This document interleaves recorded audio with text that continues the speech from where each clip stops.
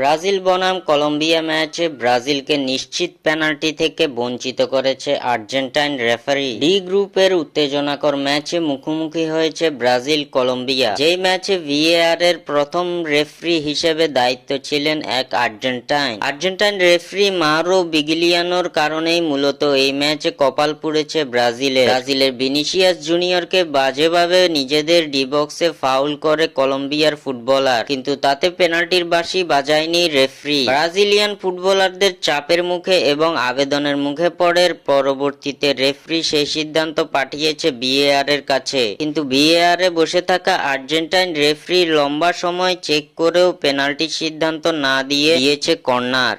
অথচ ভিনিসিয়াসকে যেভাবে ডিবক্সে ফাউল করা হয়েছিল সেটা খালি চোখে দেখলে পরিষ্কারভাবে পেনাল্টি বলা যায়। ভিনিসিয়াস জুনিয়রের দু পা আটকে পেছন থেকে তাকে ফাউল করে ফেলে দেন প্রতিপক্ষের ফুটবলার। ডিবক্সের ভেতর এমন গুরুতর ফাউলের শিকার হয়েও পেনাল্টি বঞ্চিত থেকে যায় ব্রাজিল দল। মূলত ভিএআর এ থাকা আর্জেন্টাইন রেফারির সিদ্ধান্তেই অটল ছিলেন মাঠের রেফারির এমন সিদ্ধান্তের সমালোচনা হচ্ছে ব্যাপক। অনেকেই বলছে এমন সিদ্ধান্ত মেসির বেলায় হলে নিশ্চিত পেনাল্টি পেত আর্জেন্টাইন দল, যেটা থেকে বঞ্চিত করা হয়েছে ব্রাজিল দলকে।